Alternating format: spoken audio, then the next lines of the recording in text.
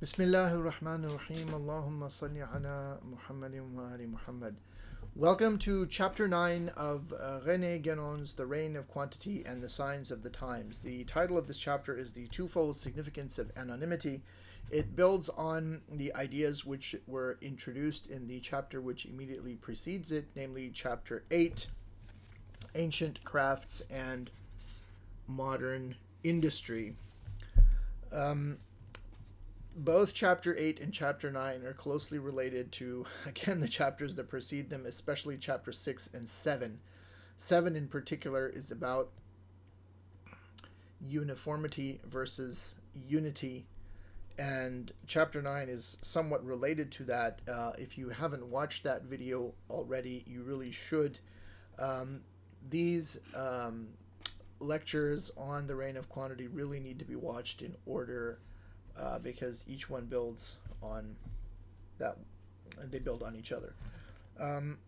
So in this chapter, Guenon notes that in ancient works of ancient crafts or ancient arts are anonymous. They're not signed, typically.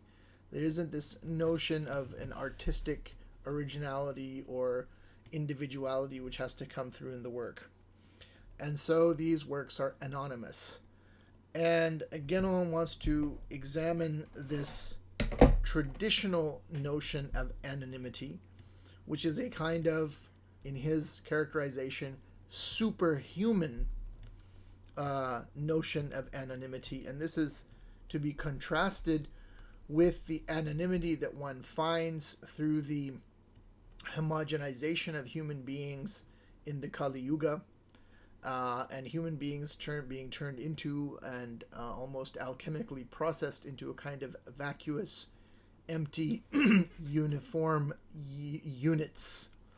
And so there is a kind of anonymity through submersion in the mass, through dispersion in quantity, that Guenon characterizes as infra-human anonymity, and is considered by him to be a parody, like many things in the modern age, like many things in the Kali Yuga, of a traditional concept of anonymity.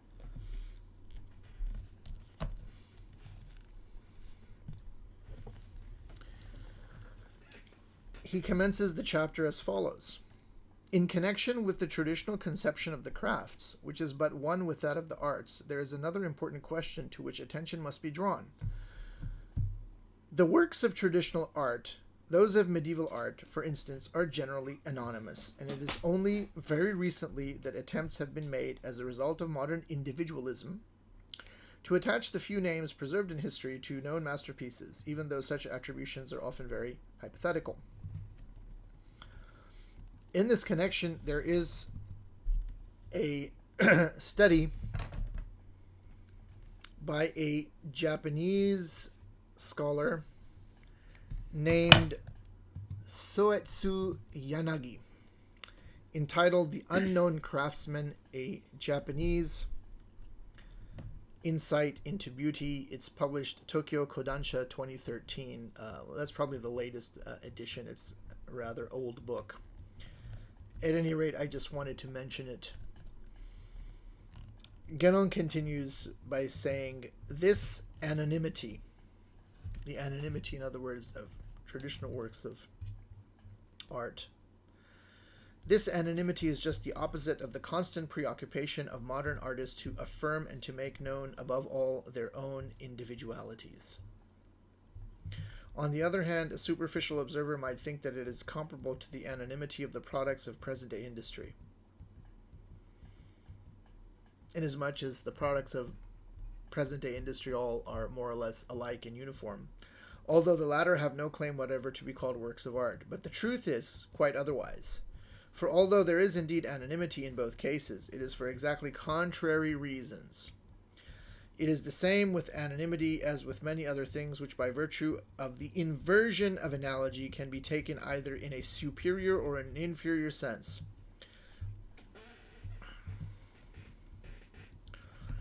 So this is what he wants to do. He wants to look at anonymity thus in a twofold way, as I said earlier, anonymity in the infra-human sense and anonymity in the superhuman sense. In relation to the conditions of the normal humanity, or to what may be called its mean, quote unquote, one category is below the caste and the other beyond it. This is continuing from the previous page. It could be said that one has fallen to the infra-human and the other has risen to the suprahuman. Now, anonymity itself can be characteristic both of the infra-human and of the suprahuman. I want to make sure that people understand when I'm saying suprahuman, it's supra. Let me emphasize, S-U-P-R-A and not super. The first case is that of modern anonymity. In other words, infra-human anonymity. The anonymity of the crowd, or the masses, as they are called today. And the second case is that of traditional anonymity, in its manifold applications, including its application to works of art. So in traditional anonymity, there isn't any kind of ego element. As I said in the lecture prior to this one, the example of Islamic calligraphy, a person copies the model over and over again. There is no room for originality. You have to stick to the canons of proportion that were established centuries ago by the masters who founded a particular style of calligraphy, and whether that is a Khatt al-Thuluth, the Thuluth script, of which today really the masters really are mainly Turkish, but there are people who have studied, also gone to Turkey and studied.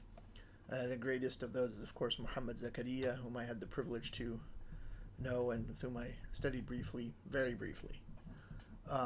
Or Nasta'ali or a Diwani, the various different styles, each has a particular canon of proportion. You can't just do it any way you like because you feel like it. Mm-hmm. When you bring up the example of Islamic calligraphy, which I've done quite a bit as well, and you speak of this canon of proportion set by masters and whatnot, like if you have the letter Sin, for example, the first kind of curve of the scene, or the is the length of a nuqta, for example, in Thuluth, and when you have the bigger kind of curve at the then end the next of the one letter, would be a nuqta and a half, wouldn't it? That one's maybe 2.5 nuqtas, and so there's all these standards set, and that you must abide in order to have this canon of proportion. Correct. How is that different to mass production, in the sense that mass production seeks to make each product or object the exact same according to sense of proportion? There's no human element. There's no human element. I'm not saying that this mass-produced thermos cup doesn't have certain dimensions and so forth. But somebody designed it, right? Someone designed it, yes. Someone designed it, but there's a world of difference. If I could have a handmade, metal forged drinking glass or vessel, whatever you call it, I would rather have that. There is no human element. It is the human is subordinated to the machine. And now, not only the machine, but the human is subordinated to the computer. I recently was in conversation with someone in connection with a professional matter in my professional life. And he kept telling me that, the reason it happened this way is because that's the way the system is, and by which he meant the computer system. And so it was very strange because he was saying that, I'm very much against bureaucracy of all kinds, but the pre-digital bureaucracy was bad enough, in which human beings were subordinated to various bureaucratic considerations. But now those bureaucratic considerations have been written into computer code, and so they're even more inhuman. And so you have people then having to conform to the algorithm. So in the case of mass production, it's very much like that as well. It is denuded of any human element. What do you mean? What does Guenon mean by human then? Because if you bring up this cup, obviously I said that somebody designs the cup. Somebody designed the cup. Or if there's a toy being mass-produced, somebody designs the toy, or a board game, somebody. But what then is human to Guenon? Because at its most basic level, things that are mass-produced and things that are made through ancient craft, there's some human element at the beginning, at least. So what does he mean by human? It's not merely that a human being is involved at some stage, for example, here in the state in the initial design. It means that human being is, through the practice of the craft in question, fulfilling his true humanity, his being a reflection in the Islamic context of Allah subhanahu wa ta'ala. There's a famous hadith in which says, خَلَقَ اللَّهُ آدَمَ عَلَى صُورَتِهِ. Allah created Adam on his form or in his image, a similar statement in the Pentateuch somewhere. So when a person who's practicing craft does that, they're truly living up to their proper humanity. And to get to the point to become a master craftsman or a master calligrapher or a master bricklayer or a master, Moroccan craftsman of the very characteristic tiles which you find in Morocco, for example. Or a comb maker. Or a traditional paper maker. Making traditional paper is not a joke either. A traditional jeweler. The examples could be multiplied indefinitely. The point is that to get to the point of being a master craftsman, that person had to work very hard on themselves and to do whatever had to be done under the guidance of the master to cause those latencies that were within that person, that were latent, that were in potency, to come to act. من القوة إلى الفعل, from potential to the actual. And that is something which cannot exactly happen overnight. And that can only happen if you are involved in the entire process. And so that's what is human. I see. That is what is truly human. These products, again, it's the twofold nature of anonymity. Here the anonymity is certainly impersonal. It's completely impersonal. It's mechanized. It's vacuous. It's been denuded of all genuine humanity. It's not on the superhuman level. So for the person to become a master craftsman, they have to overcome all of the tendencies that are dragging them down and keeping them from conforming and becoming that craftsman. Right? Whereas in the case of infra-human anonymity, the person has been denuded of all these genuine qualities and becomes merely at best an automaton in the factory or in the digital sweatshop, for want of a better term. There's a book called In the Absence of the Sacred by Jerry Mander. That's his actual name, Jerrymander.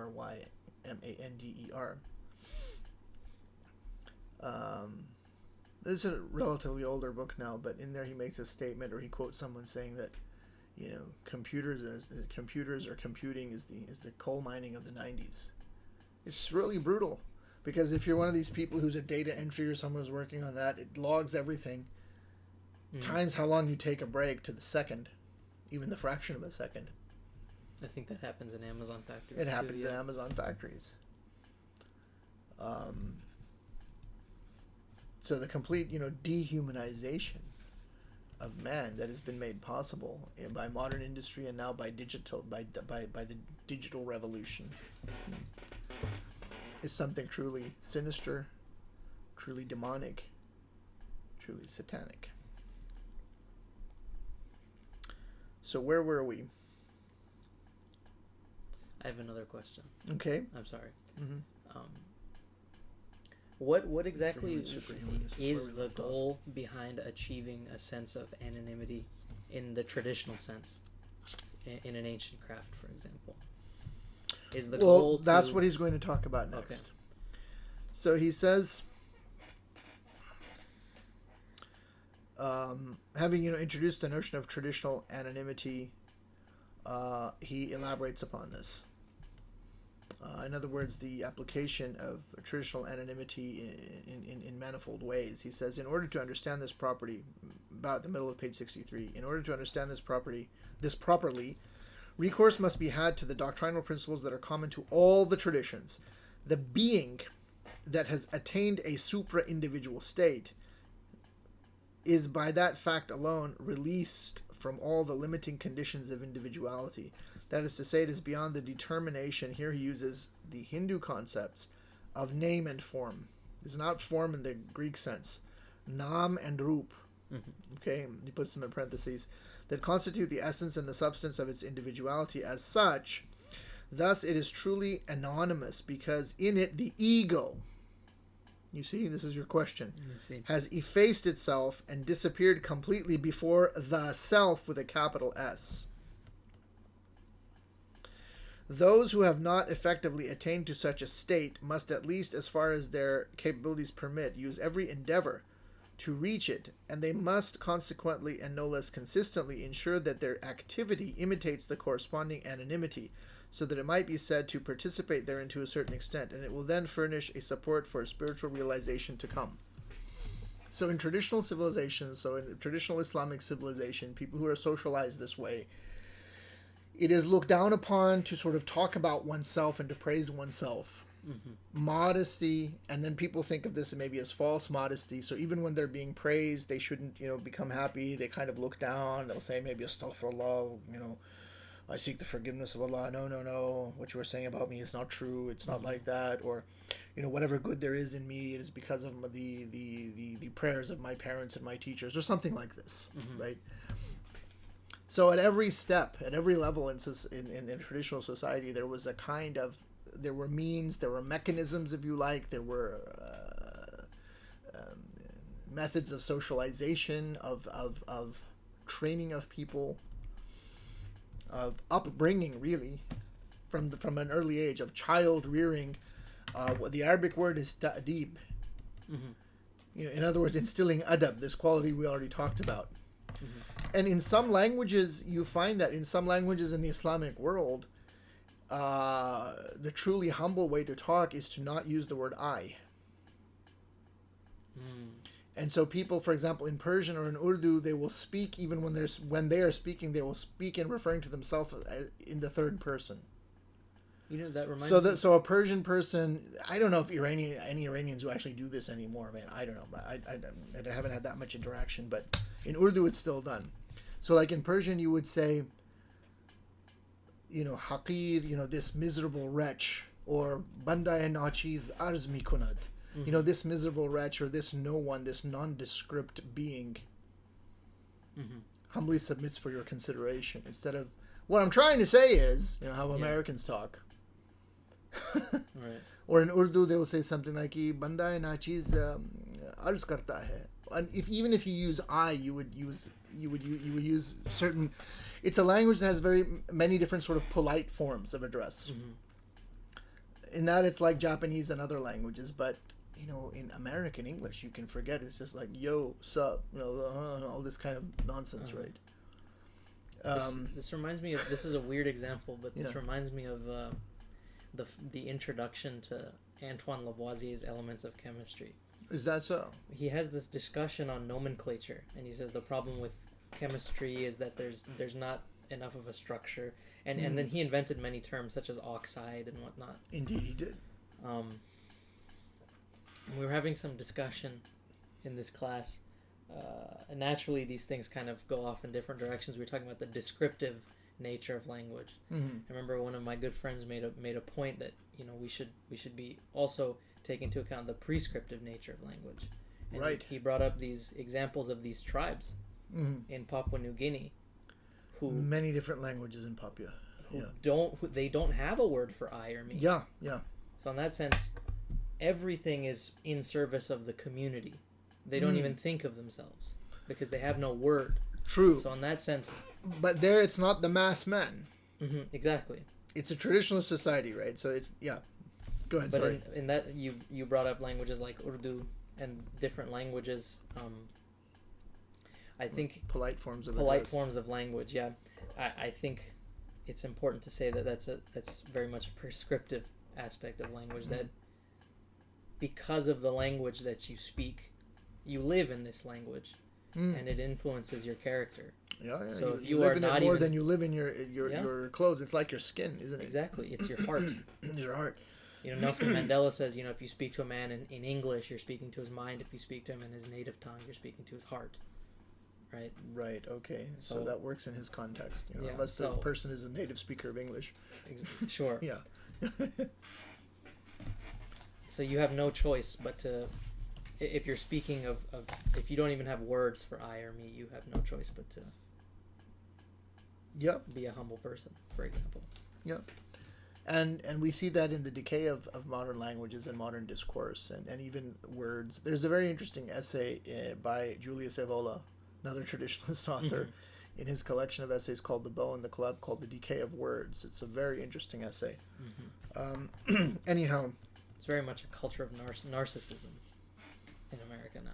Constant talk of me and in I. America there is no shortage of tiresome, irksome, preening narcissists, indeed. All right.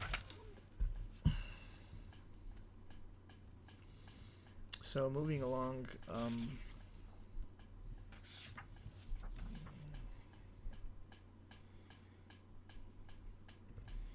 so Guenon makes the point that this kind of anonymity is especially noticeable in monastic institutions, such as in the Christian and the Buddhist world. Also, actually, if you find in Christian art, certain kinds of Christian art or Buddhist art. I mean, I've traveled a lot in Japan. I've never seen a Buddhist temple where the Buddha statue is signed. Now, it's interesting that traditional Japanese calligraphy is signed, and there's a stamp and there's a seal. Islamic calligraphy, people generally put some sort of a stylized signature and a date underneath.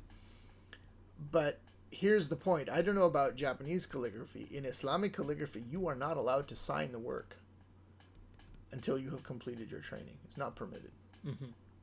You can't sign it. And then if you are copying the work of a great master, even after you have yourself attained the status, you have received an ijaza, a license. Sometimes people write that, I've imitated the style of the great, Khulusi Effendi, for example. So this concept of anonymity is very important. So in Christian art, Buddhist art, in Christian, I was going to say, in Orthodox Christianity, they have icons. I don't think they're signed. I might be wrong here. If I am, please, whoever's watching, correct me. But my understanding is that they're not signed. Yeah, I don't recall seeing any signatures. When we were in Constantinople, when we were in Istanbul, I don't remember when we saw those icons. At any rate, whatever the case may be, so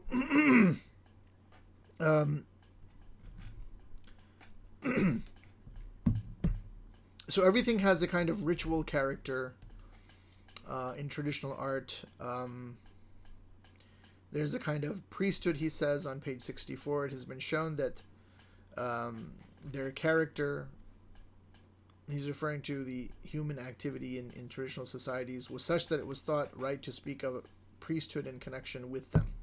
There's therefore nothing remarkable in the fact that in them anonymity was the rule, because it represents true conformity to the order. Remember the rita that we talked about in the previous chapter, which the artifacts must apply himself to realize as perfectly as possible in everything he does. So we're almost done here, but here there's an objection that Guenon now wants to address. Here an objection might be raised. The craft must conform to the intrinsic nature of him who practices it. True. And we have seen that the product will then necessarily express his nature. Also true. And that when that expression is really adequate, the product can be regarded as perfect of its kind, or as being a masterpiece. Now, this nature is the essential aspect of the individuality, the aspect defined by the name. Is there not something here, this is the objection, is there not something here that seems to point toward the very reverse of anonymity? So in order to answer this, Guenon says, people first have to understand what is meant by moksha or nirvana. Moksha or nirvana, or moksha is the term you would find in the Vedanta, in the Hindu tradition, in the Hindu Indic tradition, of liberation from the wheel of samsara, the cycle, so-called, of rebirth. But Guenon does not espouse the doctrine of reincarnation. That's another topic. But samsara, this recurring. So we don't want to go into that. But and then nirvana, of course, or nirvana, is the Buddhist term used for a kind of the kind of enlightenment envisaged in Buddhism. So he says, basically what he's trying to say is that you must understand what is understood by enlightenment, by which he has in mind, whether you call it moksha or nirvana, the extinction of the ego. So he says the extinction, I think this also addresses the question you asked a few moments ago.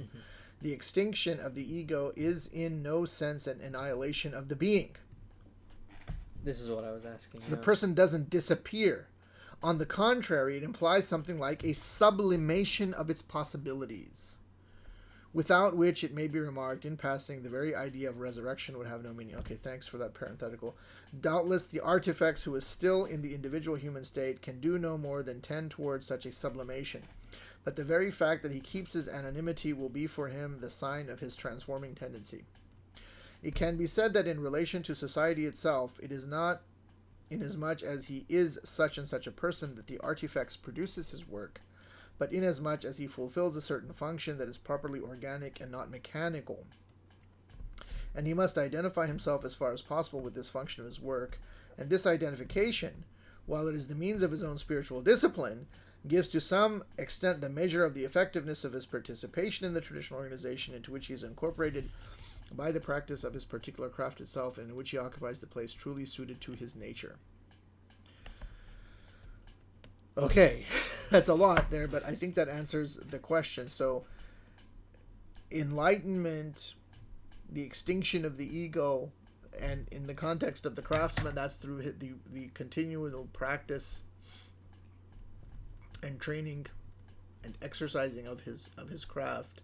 He attains to a kind of egoless state, a kind of in performing that craft, and that's why it has an initiatic dimension. He attains a kind of selfless nature, a kind of sublimation, as opposed to annihilation of his individuality or his being. In other words, it isn't destroyed, it is truly alchemically transmuted into a kind of gold. So it's merely just the removal of the worst parts of himself. Removal of the dross. Yes. The soma. The body. All right, so far everything he's been talking about has been concerned with the supra-human anonymity. The title of this chapter is the Twofold Significance of Anonymity, and now he turns to the infra-human kind of anonymity which we find in the Kali Yuga. If we now move to the other extreme, that represented by modern industry, we see that here too the worker is anonymous. But it is because his product expresses nothing of himself and is not really his work, the part he plays in its production being purely mechanical.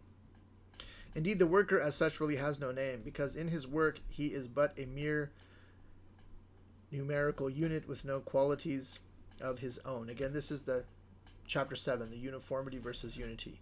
Uniformity against unity. And he could be replaced by any other equivalent unit, that is, by any other worker without any change in what is produced by their work.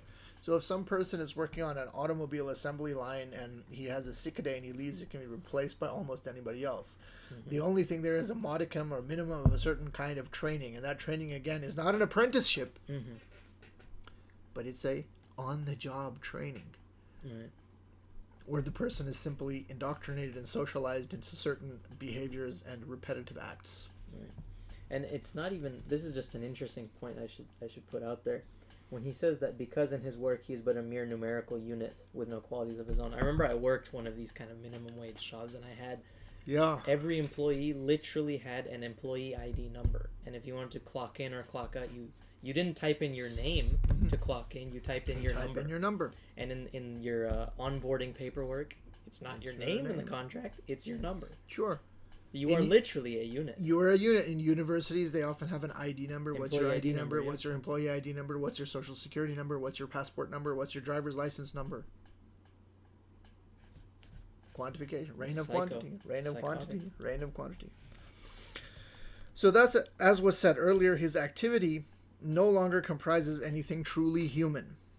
And so, far from interpreting or at least reflecting something suprahuman, it is itself brought down to the infrahuman, and it even tends towards the lowest degree of that condition, that is to say, toward a modality as completely quantitative as any that can be realized in the manifested world.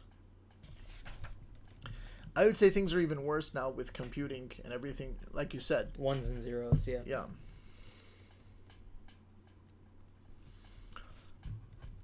So why did all this happen?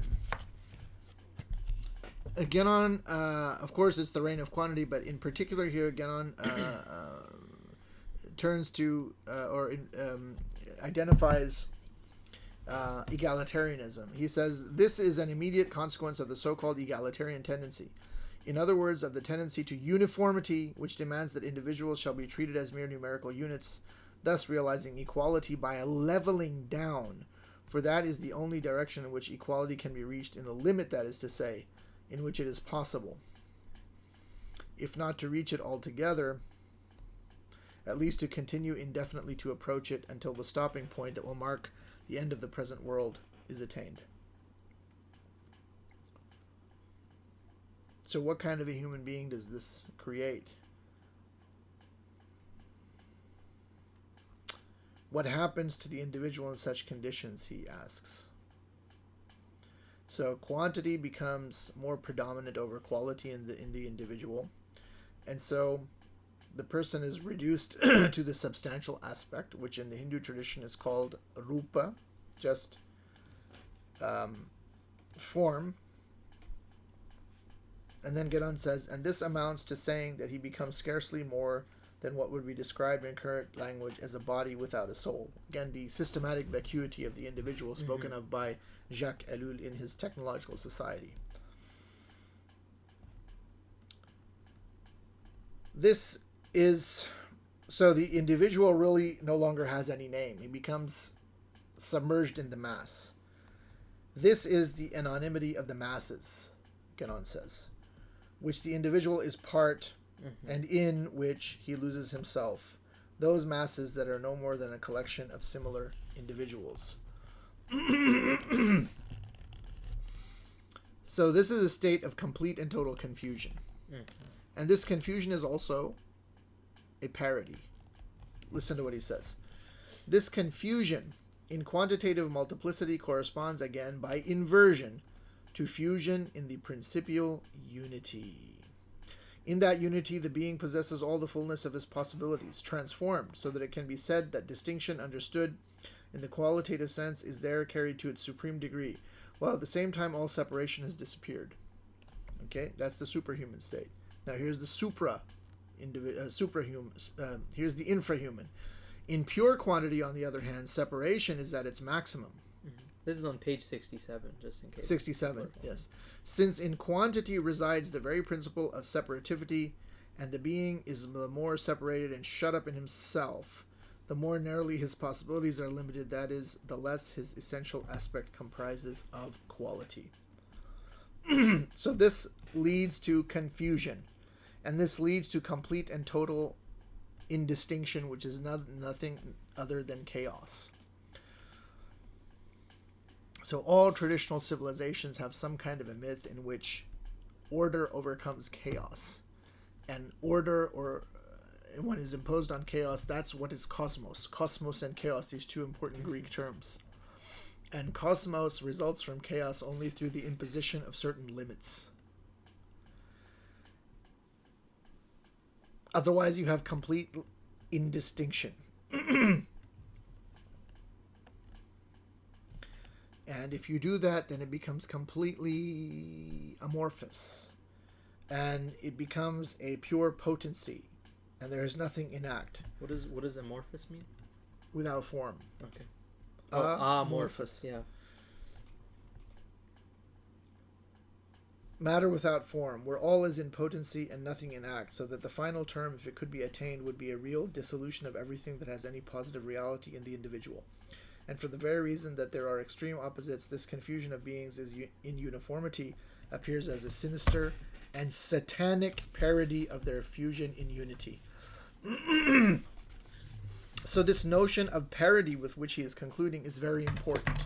And you can see this notion of parody brought out even in the chapter titles of that we've looked at recently. Like chapter 7 is Uniformity Against Unity. Uniformity is the parody of unity. Modern industry versus ancient crafts. Modern industry being the parody of ancient crafts. Anonymity, superhuman and infra-human. The one being the parody of the other. In other words, the infra-human in anonymity is the parody of the, because it's dispersion.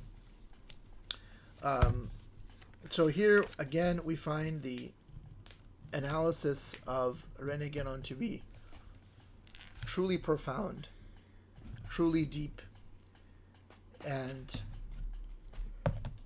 truly insightful, truly prophetic. And even though I have read this chapter a few times, and they're writings of Guénon, the more you read them, every time you come in with a deeper understanding, and it's absolutely striking how spot on, how accurate he is, and how it applies to everything that we see right now, the actual conditions which we are living in on a day-to-day basis. It says on the back of this book, it becomes more relevant with each passing year. And I think that's true. Certainly I'm true. sure you read this several years ago. Many years ago. I first but encountered... it doesn't hit as much as it does now. Doesn't it? I mean, I first encountered René Guénon sometime in the 1980s, maybe? Yeah. That's a long time ago now. It's gotten much worse since It's then. gotten much, much worse. I thought things were Can I bad ask you, then. did you imagine it would get this bad? No. I'm sure you knew things were bad.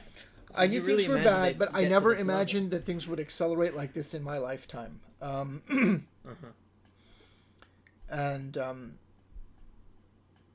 I think the real turning point, in terms of spanning my own life, I don't know. People interpret it very differently. There, the neoconservatives and certain right-wing Republican, crackpots in America interpreted the fall of the Berlin Wall in a certain way. Complete flunkies like Francis Fukuyama and the end of history, the end of the Soviet Union. Yeah, so the end of the Soviet Union was was a turning point in, historically speaking, an epochal event. And Some people say 9/11 though. I'm going down the list, and then in my own opinion, I think that the events which transpired on the 11th of September 2001 in New York City and at the World Trade Center and at the Pentagon and at another location, I think somewhere in Pennsylvania, that was an epochal event. And after that, it would be the entire activities of the evil Dr. Fauci. The China virus, the COVID virus, the whatever virus. And now the next epochal event is, what's happening in the Ukraine. Perhaps, yeah. Well, that and Taiwan. These are in terms of, the power dynamics around the world. But then, of course, there was the rise of the internet, the emergence of big data, all of these kinds of things. I mean, it all locks together. Right. So I never imagined things would accelerate in this way. In my lifetime. I thought it would come later. I didn't think it would happen after you die. Yeah, I really didn't imagine this would all happen in my lifetime. No, I didn't.